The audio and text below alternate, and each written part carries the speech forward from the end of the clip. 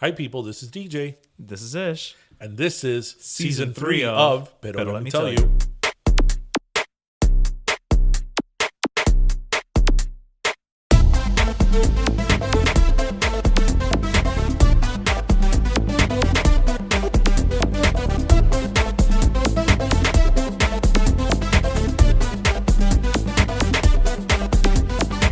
Welcome back. No, welcome back to you. Welcome back. Welcome back. Welcome back. So, Welcome back to me. Welcome back to. Wait, is that like a Mariah album? Welcome back to me.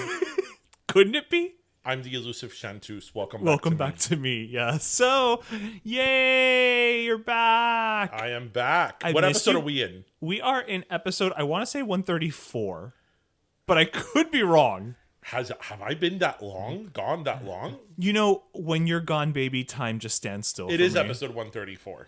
It is episode 134. Yeah. So DJ is back with us. Post-election. Well, I mean, there's some things that have happened since you last were here, Darian. I mean, I don't know if you heard very important things. Yeah. Carol Baskin's bisexual. What? Oh, she really does like that kitty cat. Yes, she's all about That the pussycat. Yes. Mm-hmm. Kim Kardashian got a holographic visit from her father. How do we feel about that? Okay, well, let's take them one by one. I think we have lots of emotions. I have a sinus infection. Like, Okay. a lot has happened. There Okay. was, I think something happened this past Tuesday.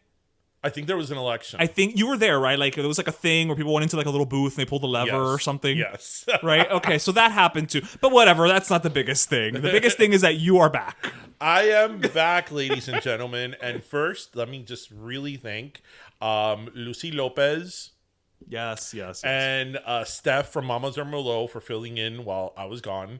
I love you, ladies. Thank you so much for really filling in, like, literally last minute. Yeah. Like, Yeah, pretty much. I Yeah, think it was like like you were about to hit record, and I'm like, look, I'm not going to be able to make it. I was like, something's missing here. I set up this microphone and I'm only one person. And they really came through, and it was great because, we made a commitment to give you guys an episode every week. And, presidential election, hurricanes, pandemic or not, we are going to produce. We're in the path right now of a tropical storm, so I'm just going to put it out there that if that might make it a little more difficult if we don't have electricity. Yeah, no, that's true. That one I can. No, but our recorder box has batteries. Okay, I'll make sure to dejar las baterías cargadas. Sí, pero how do I upload it? A Starbucks? Nothing ever happens to Starbucks. That's true. Okay. So Look at us finding solutions. what do on we think air. of this hologram of Robert Kardashian? Really? That's the first thing you want to talk about? Well, look, we're going to talk about the election the entire hour, so might as well get the filler out of the way. I say let's get the election out of the way, and then Okay, then we'll talk about... because by now people are probably tired of hearing about the election, so let's get it out of the way and then talk about silly things to make people a distraction. So for those who don't know, you were working for the Miami-Dade Dems. I was working for the Miami-Dade Democratic Party, Right. and I was a field organizer. So what does that mean exactly? So field organizers are very, very instrumental in political campaigns because they essentially organize field events. Wow. So field events are things like canvassing, events themselves, meet and greets, town halls, anything that has to do with people and an area in a Outside of like fundraisers. in a space. Those are field events. Field organizers. That's like a position that within the world of politics, it's like very old. It's one of those. Like Paul Revere did it or something. Well, I don't know about Paul Revere, but in terms of elections, it's very, very important because field organizing is on the ground. It's like boots on the ground. You know, again, whether it's amassing a team of people to canvass, or in my case, I dealt with volunteers. It's putting people on the ground to spread the message of either the candidate or the platform of the party. So it's very, very important in elections. Yeah, makes sense. And you have different types of field organizers. You have like the ones that work for the party. Then you have people that work for the campaign, and you work together, and so on and so forth. So I've I've always been into politics, even since I was a little boy. I was like that weird kid that at age 8 knew what electoral votes were. I still am not 100% sure, and I'm not 8. And I knew what the electoral college was. So I've always loved politics, and I've always I very much identified with my agenda, and I've always been a Democrat, and I've said it many, many times on this show. And I have a very simple motto, which I've mentioned to you before, which is be part of the solution, not the problem. Right. Everybody talks about the president, that they don't like the president, that this and that, so on and so forth. Everybody online is a warrior. Everybody has an opinion with a capital O. Yes, everybody puts tweets and this and that, and that's fine to a certain extent, but that doesn't, in the case of an election, that doesn't win elections. Doesn't do shit. You're only spitting out, because the people that you follow and follow you in Instagram, with the exception of maybe friends, family, right, close family. Right. Or the people that you follow or follow you on social media. It's an echo chamber. It's an echo chamber. Yeah, so, as we've said many times before. To a certain extent, are people that are like-minded. Right.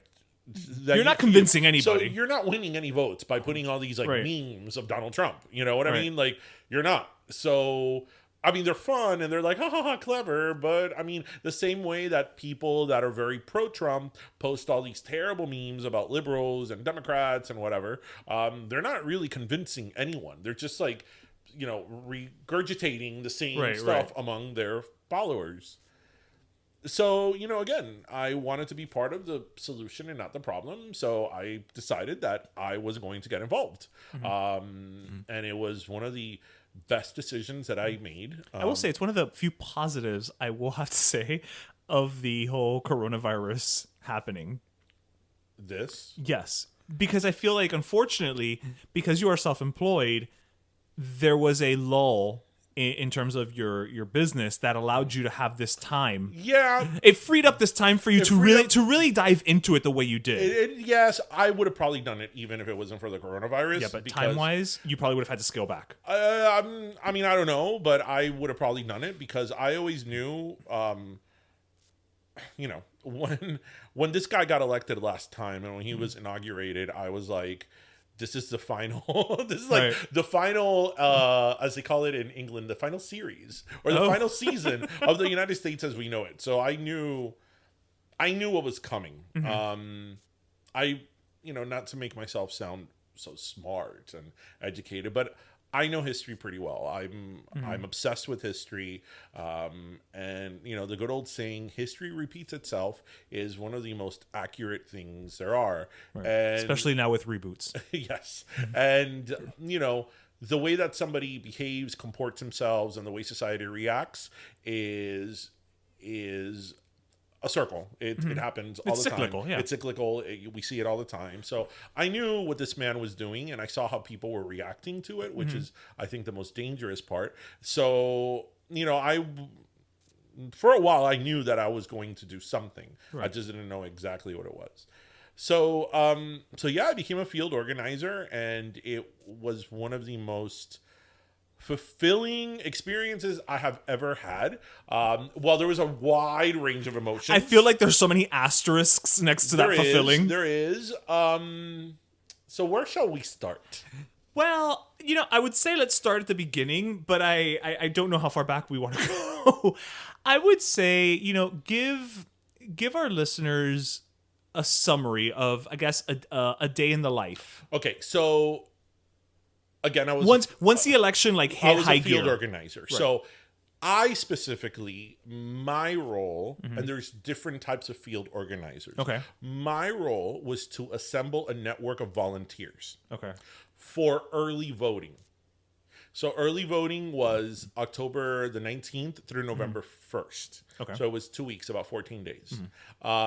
So from when I started, my main goal was to set up a volunteer network for early voting. Now, there's other things that I did. Like I worked with Daniela Levine Cava's group. Yes, the first female, and a wonderful, wonderful person. I got to know her. First female mayor of Miami-Dade County. I got to know her and her staff.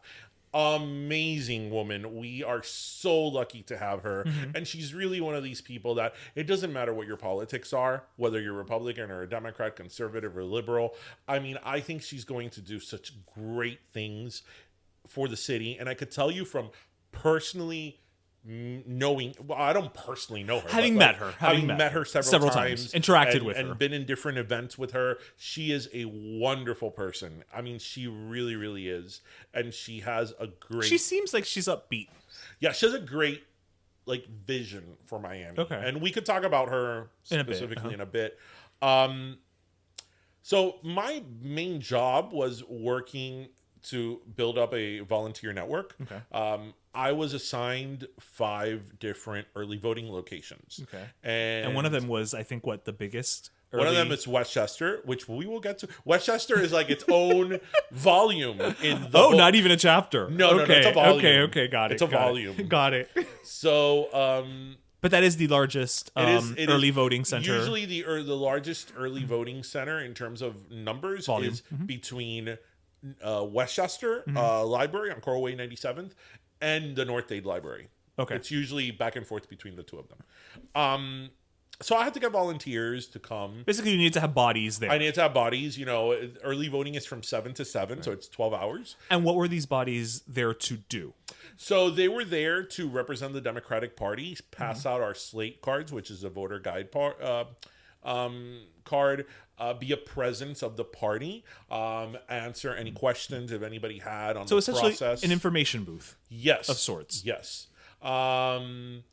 From people just being there, holding up signs and flags, to add morale and, encouragement to the Democrats that are coming to that polling place, to, again, passing out the slate cards, answering any questions. Eating from Cuban guys. Shout out to Cuban guys. Cuban guys came every day and provided us with food every day.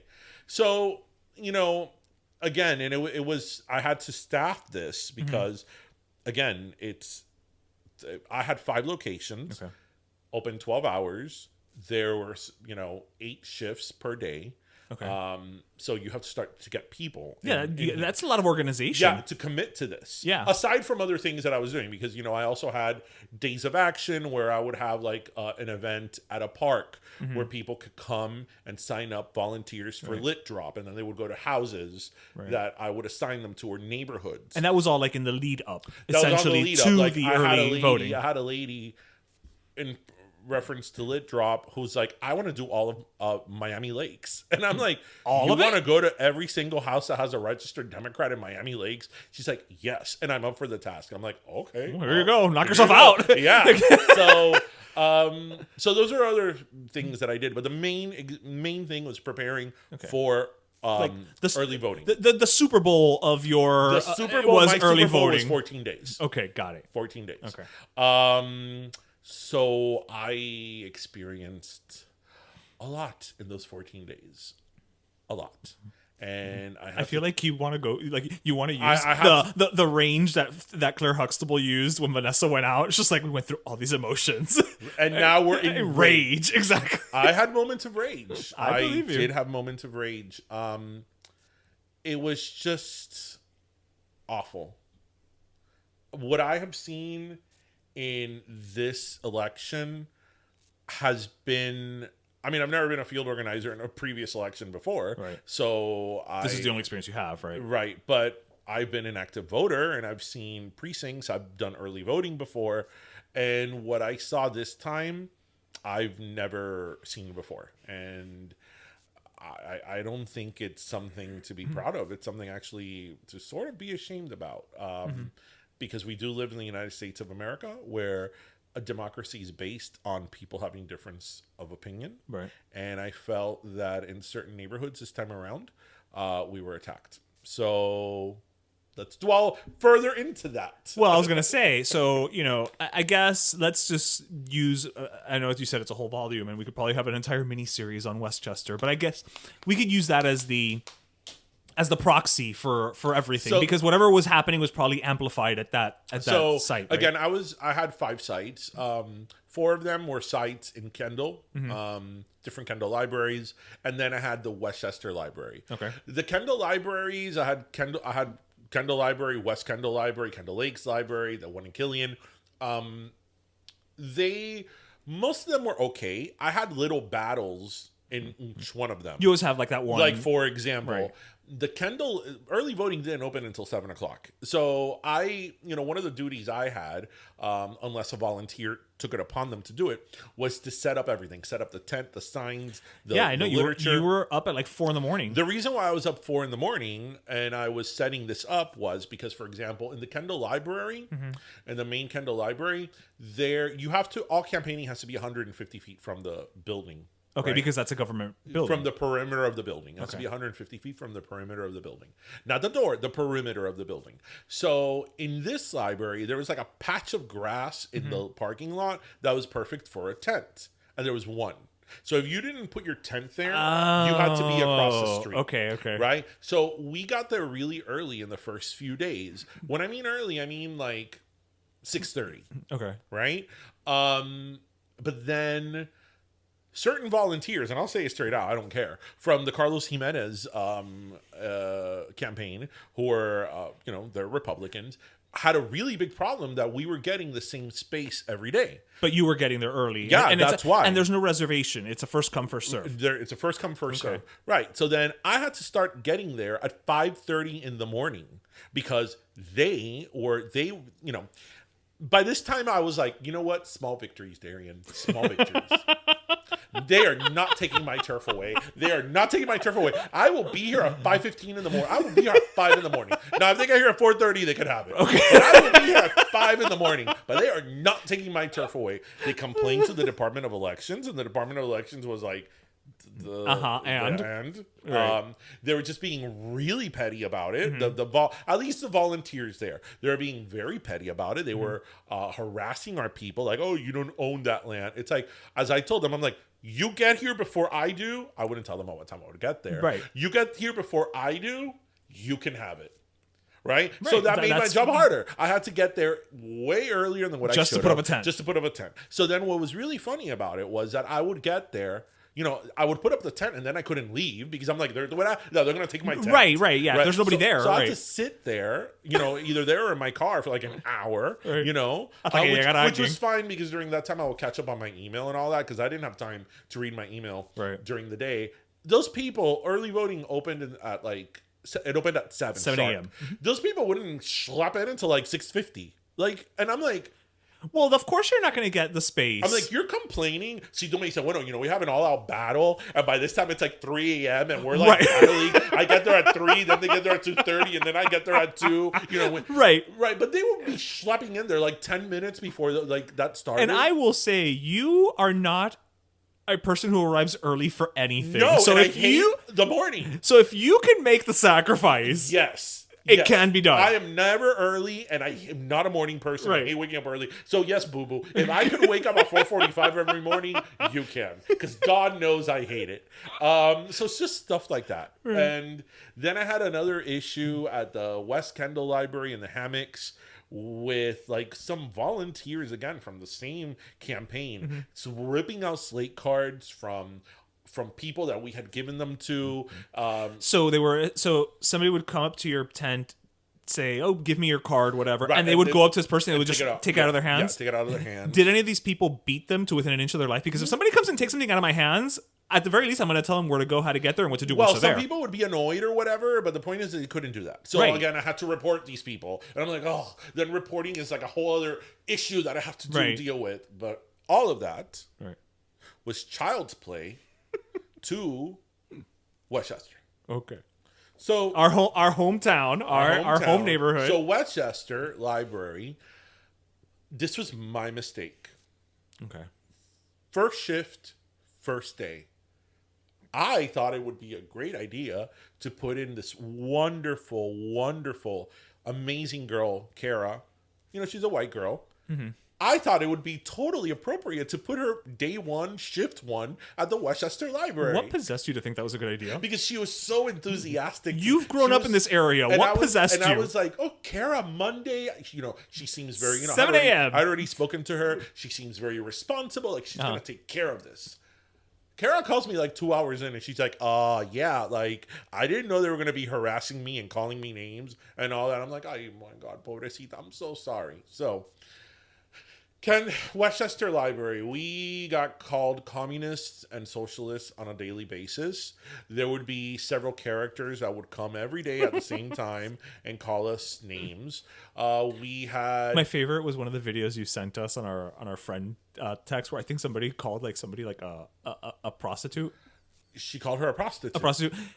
If I had been there, I would have been like, "Oh, you think I'm pretty enough to charge?" Yeah, she called her a prostitute because she was in the Biden camp. We got threatened every day. We got threatened with violence. You saw some shit go down. There were 2 people who were assaulted. This was during my whole tenure there. There was 2 people who were assaulted because he's Trump. Because the thing is not even that it's a Trump supporter, because not all Trump, clearly not all Trump supporters are violent. But my whole thing was, we're here in our tent, and I have a lot of this on video. So yes, you do. I have video evidence. Yes, you do. We were here in our tent having a good time. Sitting, we always had music going on, and these people would come at us like pissed, like ready to kill us. And you did nothing. You're literally sitting there because people would have to come up to you to request information. Yes. You would not go up to people, correct? We had people at the end of the lines, like where the lines formed, passing out slate cards. Okay. But the issues that we had were at our tents. Okay. Right? So people were going up to our tents. And there were several incidents, and again, I have them on video, of these people just... You could tell, when somebody's mad and they have hate in their eyes directed towards us. And I'm like, but what? You don't know me. Like, what are you? I mean, if you disagree with my political beliefs, okay, that's fine. But that's what America's about. You know what I mean? Right. Calling us communists, that we hate the Constitution, that we hate the police, that, we want to enslave people, that we're gross, that we're disgusting, throwing all types of insults and profanities at us. We had dog shit thrown at us. We had a dog shit in our tent. We had one of our coolers filled with dirt. You had a can full of rocks thrown at your back, and I think it was not intended for your back, but rather your head. Yeah. And I didn't even report it. I was like, if I'm going to report everything that goes down here, and I was like, then that's going to be time of me reporting. And I'm like, I'm going to report it. There were issues with other people that I did have to report because they involved other people. But I was like, I'm just not going to report it. I have too many things to do. And I know that that's intimidation, and maybe I should have, but whatever. But it's also, you report it, but at the end of the day, if these are private citizens who are doing it and then running away, who are you going to report, and the thing is that, this was outside of the 150-foot realm. So it all is if you're within the 150 feet. If you get yelled at, insulted, whatever, within 150 feet of the building, that is intimidation. Okay. Voter intimidation, volunteer intimidation. Anything that happens outside, it's free game. It's just fair game. It's the neighborhood. Fair game. I had a volunteer young kid who was so excited to volunteer, and one of the campaigns of one of the Republican opponents sent 2 unmarked cops to go tell him they were going to arrest him, and the kid started to get nervous, and he started to cry, and he took literally took a shit, but he stood his ground. He did stand his ground, which pissed everybody off, right? That he stood his ground. What else? We were threatened. We were assaulted. Everybody came with the damn Donald Trump song and would stop their car in front of us. The salsa song? Yo voy a votar por Donald Trump. And I have to admit, the song is catchy AF. It's so freaking catchy. I'm like, man, on top that they did the song, it's super catchy. Yo voy a votar. Have you heard it? I have not heard it. Yo voy a votar por Donald Trump. And it's these 3 Cubans. Oh, of course it is. Super catchy. Every car that passed by had to stop in front of our tent and put it all the way up. Right. Then we had the guy with the broken leg who had... Oh, yeah, he was there all the time with a little speaker. Yes, who had doctored...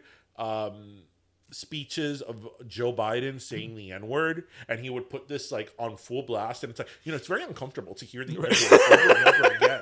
Forget if it's doctored or not. Like, it's just like, oh my God, did I just hear that? Oh my God, did I just hear that? Oh my God, did I just hear that? Very distracting, if nothing else. So it was just, I have to say, it was disgusting. It was because, again, if you are happy that you're voting for this man and you love this man, that is on you. That is great. Good for you. You're participating in democracy. Right. But don't come and not only disagreeing with me would not be a problem. Insult, threaten me, try to bring me down because I have a difference of opinion than you do. And this is what happened here every single day. And it was disgusting to watch. I made an Instagram post about it, and I said that I saw like the worst of humanity, right? But then I also saw the best, okay? Because and it was things that it's like, okay, this is America. I'm trying to see the positive. I had a family of 5.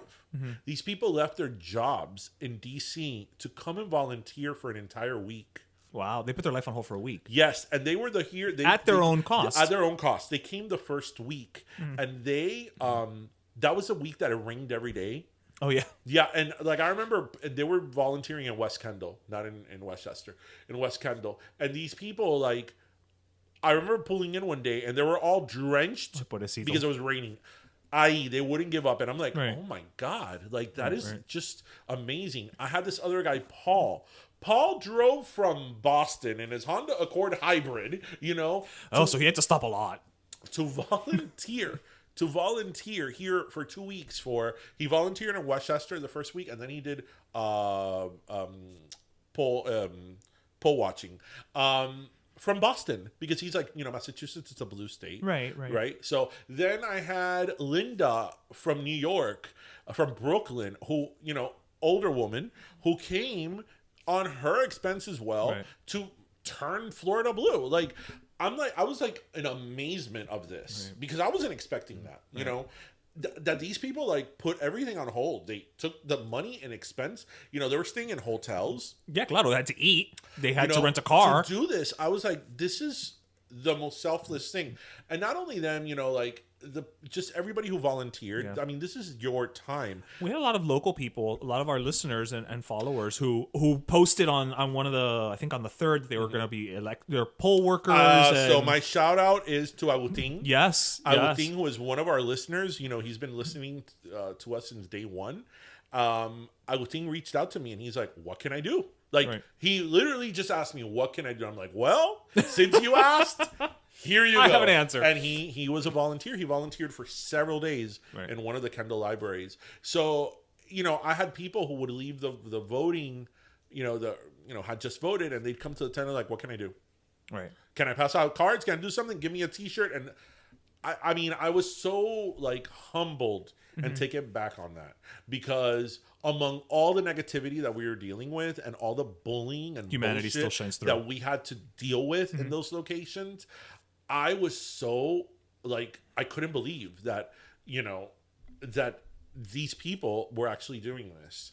And that just, to me, that's what made the whole experience incredible. And the last week and a half that I was in Westchester, there was this guy named Victor who was volunteering, and I owe so much to him. And he actually made my job so much easier because then he took it upon himself to set up that tent in the morning. Oh, so he would get there so you could sleep a little later? Yeah. Well, no, because I was setting up the other tents. Oh, that's true. That's right. You were fighting with the other campaign over there. That's right. I can set up a tent now with my eyes closed with one hand. See, and you used to complain when we would do it at the beach. Yes. That was all just training. Yes, to this. That was training for this. No, literally. I could take out the folding ones and just go like, boom, and just open. No, but he took it upon himself to set up the tents, because there we had to set up the tents and knock them down at the end. Like, he was amazing. And the reason I bring him up is because, again, we hear politicians, or in this case, the president, talk about immigration and talk about all these things. And, when you see a face is when you, like, it becomes, not that these things needed to become real to us because we know what they are, but when you hear somebody's stories, and here was this guy volunteering in an early voting location. Right. So people could go out and vote. And he couldn't vote because he's not a citizen. He's from Venezuela. He's here on an expired visa. Oh, shit. And his dream is to be a citizen. And there were so many people volunteering there. I can't tell you how many people are volunteering there. Venezuelans volunteering there, right? Who couldn't even vote. You bring up an interesting question that I've been thinking. As we all know, Florida went red, right? But not Miami-Dade. So Miami-Dade stayed blue. So as I told you, your efforts were not in vain. And look, we made some inroads. We have the first female, mayor elected. We voted to increase, the minimum wage to $15. I mean, we have to look at the positive inroads. And even on a national scale, Delaware elected the first openly transgender senator. No, there were some strides made. In New York, there's I think the first. It's a lot of stuff. He's the first Afro-Latino LGBT representative or something like that. Yeah, it's like he covered all the bases. Like he's just like, you know what? Screw it. So there have been some strides. But one of the things you bring up now, just it popped into my head because of what you were saying with regard to all of the Venezuelans, specifically what you were saying, that couldn't vote, but they were hoping to get the word out and all that. I've been wondering lately because, you see all this like, Trump, and reading an article, from the New Yorker talking about this guy whose name I can't remember right now, but has a YouTube channel and what have you. Is it Otaola or Otaola? He has a YouTube channel, and but I believe he can't vote either. I believe he's not a citizen yet. I'm not 100% sure. Do you feel that a lot of these people from our community, let's bring it down to the Cuban community, right, who are getting out there and have las banderas and are screaming and la cazuela and everything, do you think that a lot of them are actual voters, or a lot of them are people who support the president but are not citizens and therefore cannot vote? And I say that just because if I'm to believe the amount of just people in la calle that I've seen with the Trump should have won Dade. You know what I mean? Well, no, yes and no, because again, that's my perception is what I'm saying. Yes and no. I would say that they are citizens because remember, Cubans, there are very, very few Cubans that are illegal. Right, but you don't get your citizenship immediately. No, but I was in an early voting location. Like, these people were parking, going in and going out. Like, oh, okay. Okay. It wasn't like a random caravan. Okay. These people were at early. They were making a line, and then yes. Okay, got it. So yes, they were, and what I try to be impartial, and I especially try to be impartial on the podcast because this is not at the end of the day a political partisan podcast. Right. So I try to be as impartial as I can, as well as saying what my views are. Right. You're not trying to be an apologist, but I felt very ashamed, and I will go out and say it on the record. I felt very ashamed of our community because we could sit here all day as to why some people like Donald Trump and others don't. At the end of the day, it's your opinion, and that's okay. That is okay. I may not understand why you like him, right? But I'll accept it. But they don't understand why you like Biden, but I'll accept it because that's what democracy is, right? I don't have to like it, but at the end of the day, it's your choice, right? That's why we all have a vote.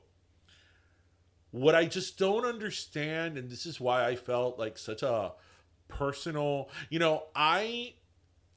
if you know me, or even if you don't know me, just by listening to me here on the podcast, one of the reasons I went to law school is because I believe in our Constitution. I believe in democracy. I believe in capitalism, right? I am one of the most democratic, capitalist, like freedom, all, balls to the wall freedom person there is. I'll say the opposite of a communist, right?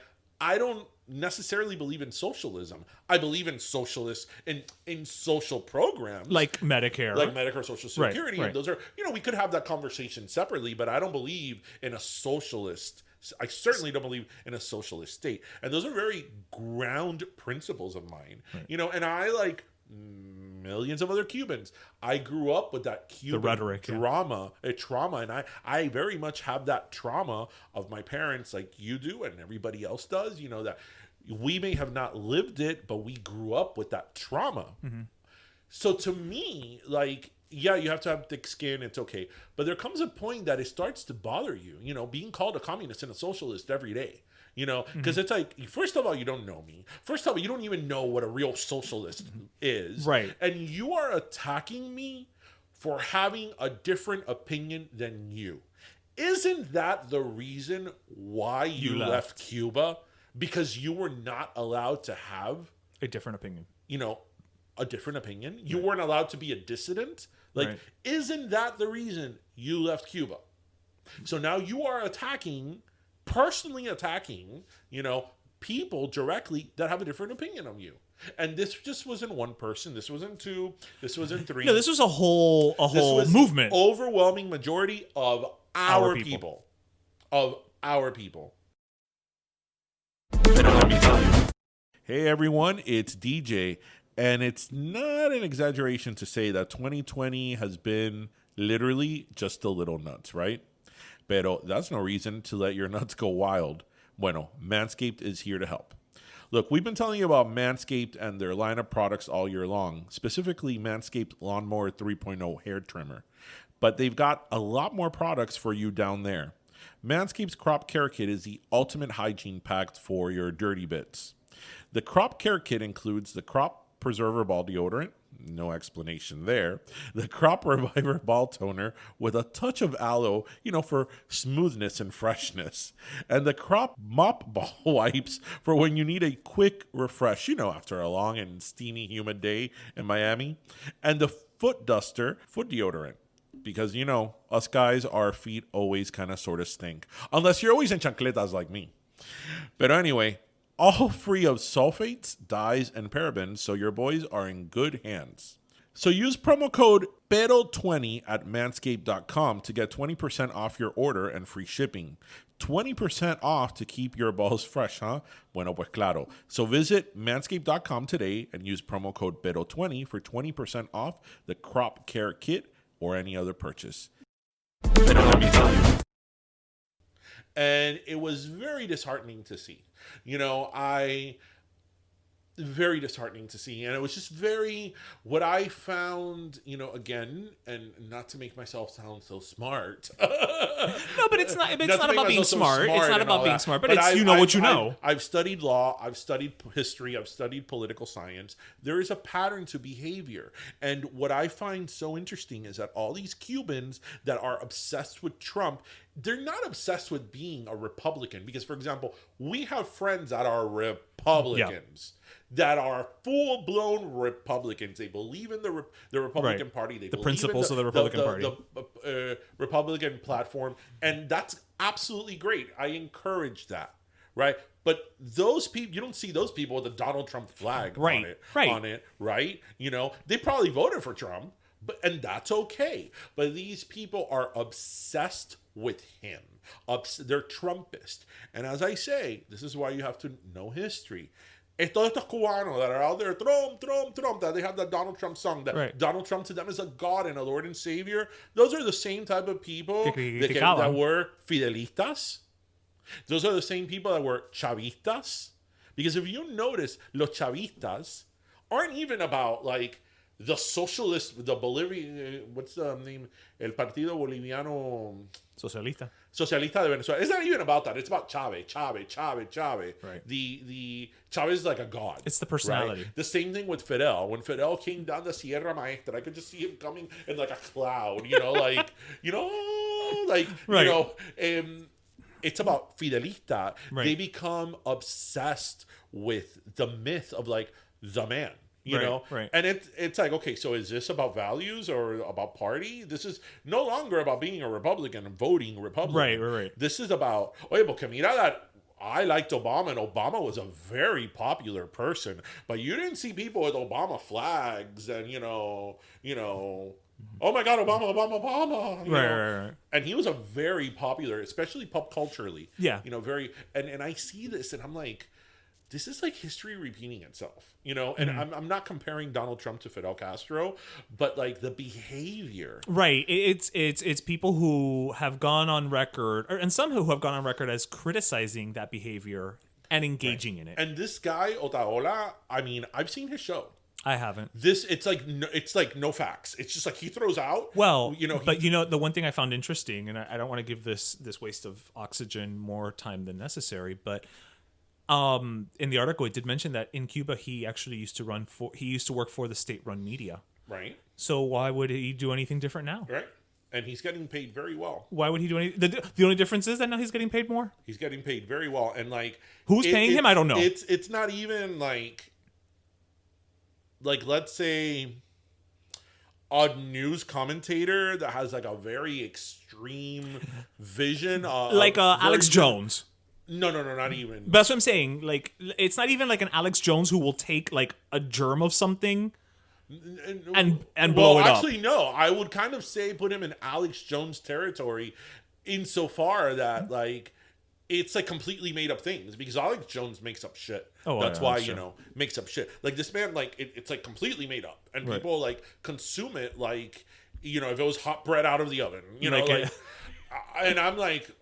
And I look at like our people, and I'm like, but is there any like corroboration? Like facts don't matter. I mean, and it's a groupthink mentality. Yeah, and groupthink mentality is one of the most dangerous things that can happen. Yeah, because it's great when you're trying to decide where to go for dinner with your friends. Again, I have my values, I have my opinions, but I'm the first one to criticize my own people, my own things, and be like, not so much. Right. But that groupthink mentality, that is very dangerous. And that's what I saw a lot of. Now you mentioned groupthink mentality, I want to flip it a little bit. It's something that we talked about last week's episode with Lucy, but it was actually, Lucy and I talked about it, but it happened to you.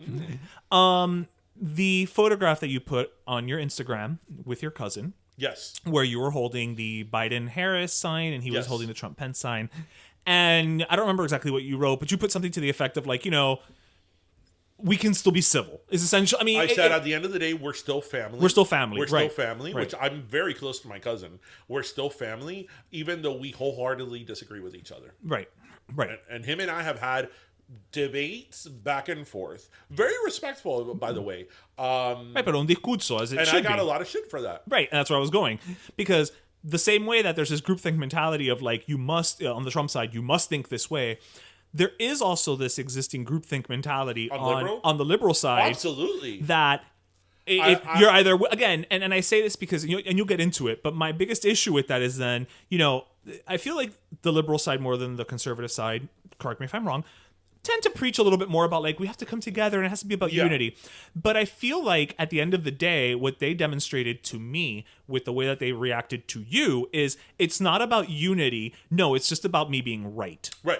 There was somebody on my Instagram. There was actually, I got a lot of shit for that picture. So you got a lot of like DMs from people saying that. I woke up and I had posted that picture. I don't even know what time because I like lost the track of time. Well, yeah, you were putting up tents. I put it up before I went to bed. And when I woke up at like 4:45 in the morning, getting ready con la tent. I hadn't even forgot that I posted that picture. I'm like, my DM has literally blown up. Like, what the hell? And it was people giving me shit over that picture. I had like 30 DMs of people giving me shit over that picture. And a couple of them in particular were like, I don't allow toxic people in my family. I don't allow toxic people in my life, even if they're my family. So I just cut them out. And I was like, well, if I were to cut out all the Trump voters in my family, it'd just be me. Right.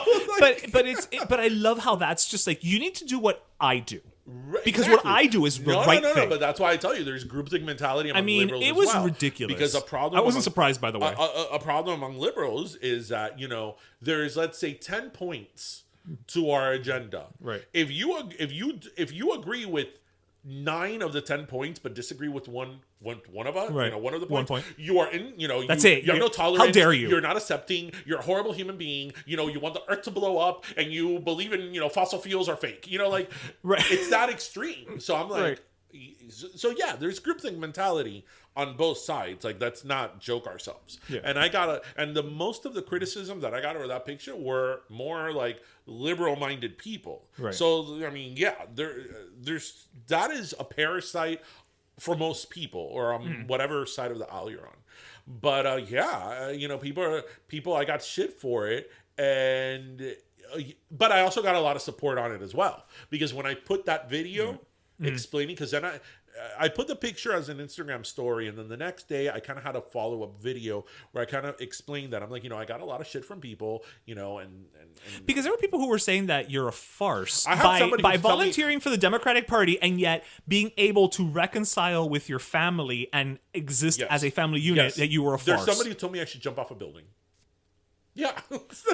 Please don't. Look, I was able to find 2 replacement hosts, but I don't want to have to go through that every week, Jump okay? off a building, and I was like, okay, whatever, like. Right. That's a rational response. Yes. Yeah, Yes. that's rational. So, I mean, people just need to calm the F down. Yeah. I mean, there's a reason why. Well, this is our podcast, and Right. it's listen, laugh, and learn, because I always like to, and you're to that mindset again of imploring people to inform yourself. Yeah. Read whatever you want to do. Read, watch YouTube, inform yourself, make informed decisions, no matter what they are, because we are living in a world where people make political stance on memes. Like, I just don't understand all this like constant The memification. overload.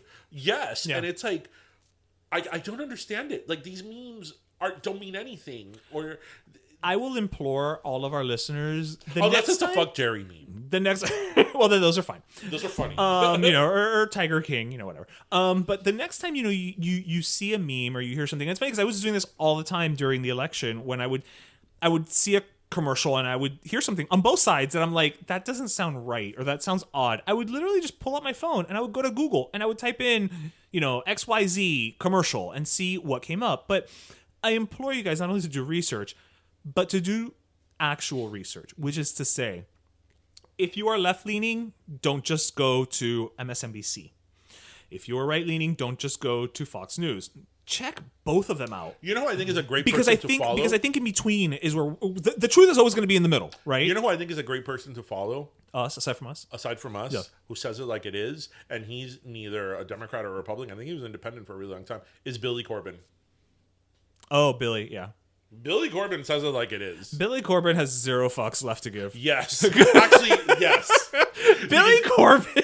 So We talked about this last week. Billy Corbin is just like, you know what?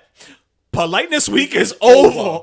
So, yeah. So the main message I want to leave people with is, the world is very complicated. There's, whatever your views are, whatever they may be, become involved. I can't. Would you do it again? I'd do it again in a heartbeat, and I would totally take Westchester on again.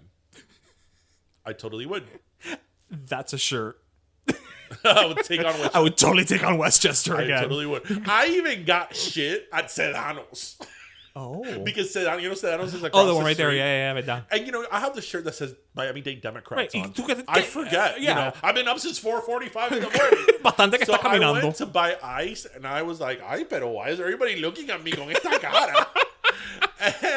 Until I heard the cash register next to me, the lady mention it to like the other lady about communism, and I go, "Ay, do it! I'm gonna come out of here like man down, man down." I'm like, and so yeah. I saw really ugly things, but I saw really wonderful things. But I can't, to people, become involved, whatever that may mean, whether it's community service, whether it's becoming involved in a political campaign, whether it's involved in a nonprofit, because again, everybody complains and complains and complains, but nobody ever does anything. Right. Nobody does ever done anything. Mira, I reconnected in this campaign with this girl who ran for one of the local state districts, Francesca Sesti Brown. Wonderful, wonderful girl. Unfortunately, she did not win. I met her at ADP when I worked at ADP when I was in college, really? and we reconnected now during this time. She's somebody who has a great job. She's married, a mother of 2. She has no time or no reason, necesidad. no tiene necesidad to get involved in politics, like in the complicated, dirty world of politics, right?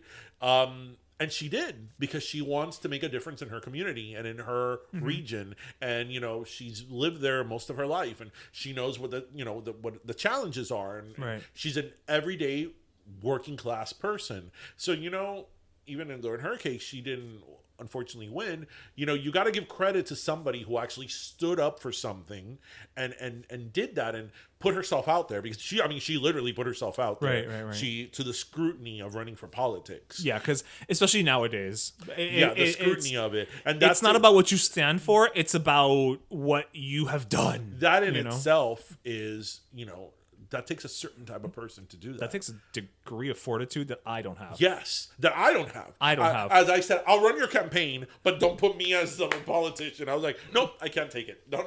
Listen, I couldn't take being a plant. Okay, I can't even take a campaign. But you know what? Look, what your experience was also, again, groupthink mentality. How many times did we explain? For God's sake, you gave a statement. We had to give a statement. We explained to people, this is the case, and people still didn't believe you.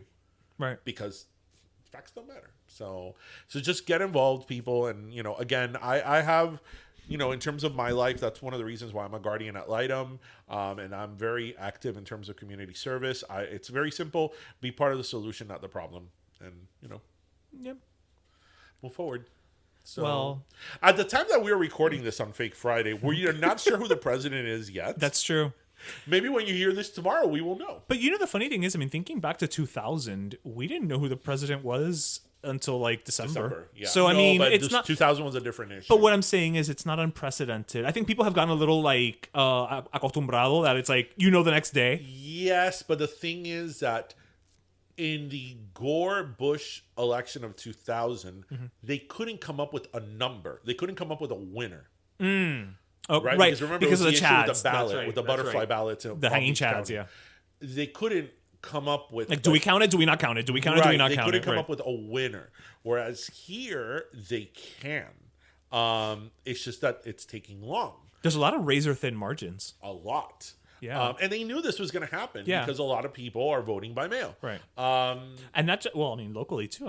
Our very own friend of the podcast, Tony Rodriguez's brother, is it's a close race. It's a close race. It's a close race. Doing a recount. Yeah. So a lot of these races, either doing recounts for and all that. Yeah. And what I'm saying is, it's not just at a national level. I know that there's a lot. As if we're recording this podcast on Fake Friday. A lot of pundits, a lot of people into this think that the path is open for Joe Biden. It ain't over till the fat lady sings. This is true. So I am not putting my eggs in any basket. This is true. I'm putting my eggs where they belong, and they're going to be properly groomed and taken care of by Manscaped. How do you like them apples?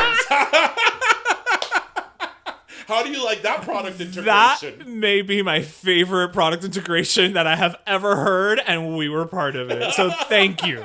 Thank you for putting my 15 years in the industry to work. Thank you. I'm not putting my eggs in any basket because there's still 6 states out as we're recording this. Right. Nevada, what I love about Nevada is that... it's very hot over there. Okay, so it takes time. Have you been watching what's going on? I told you earlier, I have been on a binge these last 3 days of Melrose Place. That's it. So, Arizona, North Carolina, Pennsylvania, and I think Nevada, and Georgia. Okay. Wisconsin? Wisconsin's already been... All these states are working overtime. They're bringing in, new people overtime to count these ballots. What I love about Nevada, so all the directors of the elections department have given statements throughout the day as to what's going on. Right. Updates. And they're literally working around the clock. What I loved was the director of elections of Nevada was like, well, yesterday at 5 o'clock, we called it a day. We covered our machines and went home. You know what? Good for them. Good for them. Good for them. You know what? Fuck it. If we're going to be all eyes on us, you know what? Have at it. And I'm like, Nevada, Joe Biden, as a Fake Friday, has an 11,000 vote lead, 11,000 and some change in Nevada. But it's been that forever. Because they're just like, oh no. Maybe, you know what? Maybe at 3:05 they stop for cafecito breaks. Who knows? Maybe in Nevada, there's Cubans in Nevada. But I love how she's like, no, we packed up and went home and covered our machines. And she was like, oh, kind of like how you cover your barbecue, that's how we cover our machines. And I'm like, me and Drega del Sodro are pulling out their hair And it's like, organized chaos. And they're like, they just went home. And I'm picturing it like at like a 9 to 5 when they put the covers on the typewriters at the end of the day. That's what I'm picturing. Yeah, no, that's what I'm just went picturing. home. And I'm like, I don't know if I would have said that. Like, Good for them. You know what? Good for them. Total. It's gonna take the length of time it's gonna take, and you know what? Until the votes are counted, we're not gonna stop. so I want to talk briefly about that because now the president just gave a press conference where he was saying all these things. He was winning here and winning there, and now he's not winning, and voter fraud, obviously, and he has sued half of the world. And Right. yesterday, Giuliani gave a press conference where he's like, "We're just gonna sue nationally," and I'm like, "Oh, so is it gonna be Donald J. Trump versus the United States of America?" Like, I'm like, okay, in order for him to have, Right. okay, in order for him, first of all, as we record Walk this on Fake Friday, walk us. So any count that is within, what's the percentage that it has to have a recount? Even a recount. No. I But forgot I'm what- asking. It But I'm depends asking. on by state. Okay. I forgot what it is for each Okay. state. But it's not even an issue of recounts here. Okay. He is saying that there's voter fraud. Now, he had been saying this for a long time. Right. That there was going to be voter fraud. Right. So when he now says voter fraud during the election, Right. he can be like, "Oh, I told you so." Right. There has been absolutely no report of voter fraud anywhere. Okay. Right? None. There's been none. Mm-hmm. There's been none. He said something about votes that were thrown away. There's nothing. Es como que yo ahora dijera, Cigüeña vino y se llevó una java de votes. And, then Rudy Giuliani comes, the storm came and took the votes. Like, that is like how outrageous these claims are, right? There's no evidence. Like, none. Zilch. Okay. So he filed all these lawsuits. And as But what are these lawsuits that are being filed? we don't know. For recounts? No, we don't know what the lawsuits are about, but they're being filed. Okay. Right? You could file a lawsuit for anything. Yes, right? yes, we know this. You can file a lawsuit without evidence. It's going to be dismissed, but you can file the lawsuit. Right. So in some states, he wants to stop the vote, to stop the counting, and in others, he wants the counting to continue. So we are not sure why. Well, But yeah, what I'm trying to say is, wherever he lost. in order for this theory to be even remotely Plausible. it means that the elections department of all these states had to be in conspiracy. Right, in cahoots. Hey, yeah, I'm here in Nevada. Hey, I'm Nevada, the slow counting state. Don't call me after 5. Oh yeah, Pennsylvania. Let's screw over Trump. Vamos a hacer voto. Let's do a conference call with South Carolina with Georgia. Hey, Georgia, it's Nevada and Pennsylvania. How about we give Trump a run for his money? Vamos a joderlo. Tremendo Zoom call. Right? Like yes, they were like the Brady Bunch. Like they had to have like a conspiracy. Right. Porque si tú me dices, bueno, there's one state. Like Florida in the 2000 election. Not that there was voter fraud in Florida, but there's one state Where something's happening. Something's happening. There have been all these like issues of voter fraud and of ballots disappearing, and it's like really thin. Okay, but there's been nothing. Right. If it was a state of a razor thin margin, then yes, you have to now go this in is and multiple states, right? So I'm gonna give you the example of Michigan. Okay. Because one of the first things that his followers started saying, like, oh, ha, ha, ha, ha. In the morning, he was up in Michigan, like 180,000 votes. All right. Okay. So Michigan was one of the first states that started to get counted on Tuesday. Okay. I remember at around 11 o'clock, 11:30 AM? p.m. on Tuesday, he had like 60% of the votes in Michigan, and I was like, how the hell is this happening? See, in Michigan, Biden had like a double-digit lead over him. I know the polls can be wrong, and they have been wrong, but how do we go from a double-digit lead to like 60%, right. Right. But then that in most channels, I was watching CNN, and I also watch Fox News, by the way, for election coverage, because with Fox News, their news division actually is pretty good. Oh yeah. It's the opinion people. Commentary, right. Another story. But their news division is actually pretty good. And that you could break down like by county, by zip, like you could break down by zip code, by county, and all that. I lived in Michigan. I could tell you about Michigan. Right. At 11 o'clock, right, or 11:30, when Michigan was being counted, most of the votes that had come in were from the Upper Peninsula and Northern Michigan, right? Which is more upscale and rich, right? Well, no, it's rural. Oh, rural. Okay. Right. So yes, this is why Donald Trump was leading 100 by 60-some percent. Because demographically, it made sense. Right. They had not counted Wayne County. I know Wayne County. Wayne County is metropolitan Detroit. I can tell you from somebody who lived there, right, that metropolitan Detroit, and metropolitan Detroit is a huge area with millions of people. That had not been counted on Tuesday night. But by the time you woke up on Wednesday morning, they had been counted. It had been counted. So those votes have to be right. So metropolitan Detroit, Wayne County, is a historically overwhelmingly blue area. So yes, conspirators, conspiracy theory people, right. that is where the votes came from. Right.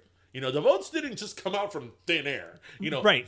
It's just when you kept counting of people who had voted. The same thing, Pennsylvania. Mm-hmm. So Pennsylvania, he had like a 350,000 vote lead up until I think yesterday. Mm-hmm. But the problem is that Pennsylvania, unlike Florida, counts their vote by mail. The date. They start counting it the day of the election. Like the 3rd. Right. So the last votes they're going to report are the vote by mail. And on top so you of won't that, have an actual... And on top of that, the counties that are the last being reported is Philadelphia County. Again, more of the city, the metro. Right, the metropolitan Philadelphia, which is overwhelmingly blue. So yes, this is why there's millions of votes now coming into Joe Biden. This is simple logic. It's simple logic and math. Logic and math. I know those are two things that a lot of people struggle with. They're so annoying. But it's logic and math. Right. Logic and math. Ahora, si tú me dices, bueno, en Oklahoma... He got 100% of the votes. Biden got 100% of the votes. Trump had an upset, and Biden got 98% of the vote in Oklahoma. I'll tell you, okay, that's a little fishy there. Huh? We need unless Biden really, we need to investigate a little bit. Biden really spent time in Oklahoma, right. Okay, Right. But that's why, like, all of this makes complete logic and complete sense if you break it down. Yeah, and I always say this over and over and over and over again because I'm an optimist person. Despite being 4 years into his presidency y todos los desastres que han habido, I always hope that he's going to do the right thing. I'm like, okay, he's going to do the right thing now. Because him now casting doubt into the election, procedure, which is the essence of our democracy, that could turn into a constitutional crisis. Not to be melodramatic, but it actually can. Because if he doesn't concede, if Joe Biden is the winner in the Electoral College, and he's also winning the popular vote, if it is deemed that he won, and again, I don't know if he won yet as of Fake Friday, because I'm not taking out that esa corneta until echacán de la trompeta isn't, blowing that horn until everything confirmed by everyone, right? Because Trump could still win, but it's you would at least think that that is the foundation of the country, that could send us into a constitutional crisis. That at least you would have the integrity and dignity to at least not mess that up. And there he is. It's funny you think there he is. You think those words mean anything to that man. And there he is doing it, and then there are the people making up memes, and then the memes, because there's a couple of people close to me today that I saw. I was like, I'm gonna go look at their memes. I'm like, I wasn't surprised, but yeah, it's like if right now I said, we're here, there's a bag of votes, and a stork came and took them, and then And that became truth. In Miami, Florida, you'll see a bird. You'll see a meme of a bird. The stork just flying away. The stork from the Smurfs with a bag of votes, and on the other side, that's a stork. That's the one that took the votes. So God bless our democracy. God bless the USA. Pero bueno, on that note, I know you've got to be thirsty. I am, and I know who I'm going to give my last soda to. Who are you going to give your last soda to? I'm going to give my last soda to Ana Navarro, because I love her, and for winning a gold medal in figure skating.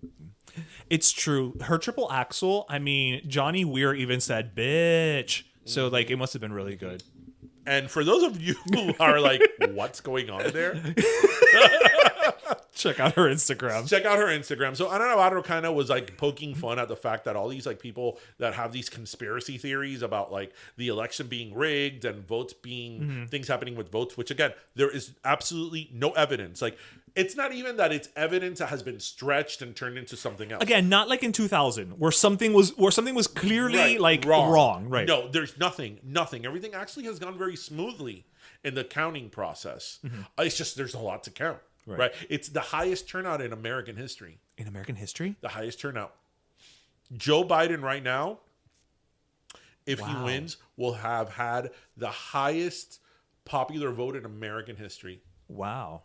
Yeah.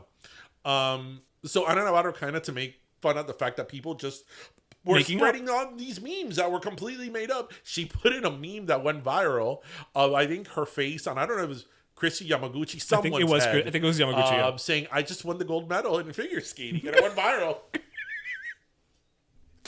I think that's great. She is wonderful. You know, again, putting it out there, Anna, we'd love to have you on the show. We've met you. You're phenomenal, but we'd love to have you on the show. So my last soda is actually going to you. To me? To you. I've never had a last soda. No. Oh, well, I'm giving it to you because you know what? As you said, a lot of people bitch and moan and complain and, oh, this is wrong and this is what's wrong with this country and this is what we should do and blah, blah, blah. But nobody actually does anything about it. Last soda. But you did something about it. And, you know, and you did something about it for something that you felt passionate about and that you felt you really needed to be involved in. And you know what? I don't know that I've ever felt that strongly about anything to get that involved. So I definitely, you know, commend you for it and I recognize you for it. Thank you. And you know, that just reminded me, you know, among the stuff that I had to contain in Westchester, there was a moment that Tristan went and, you know, we've tried not to politicize Tristan. Right.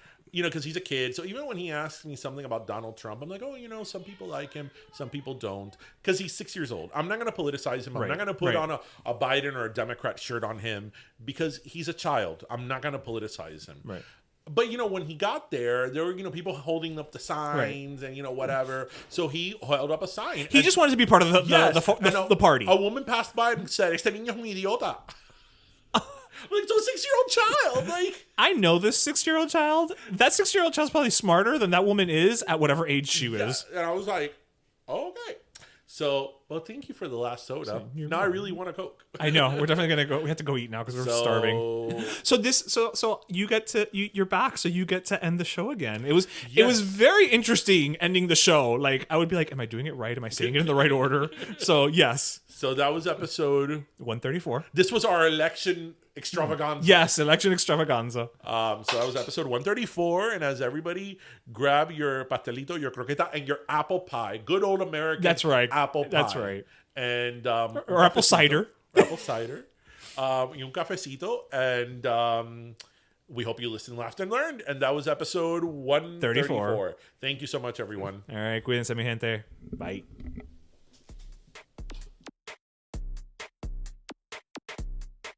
Pero Let Me Tell You is co-hosted by Darian Borges and Ismaeliano, produced by Ismaeliano, and our theme, Pero Let Me Tell You Freestyle, is composed by Michael Angelo Lomlaplex, the official gay guy. And don't forget to subscribe and leave us a review on iTunes.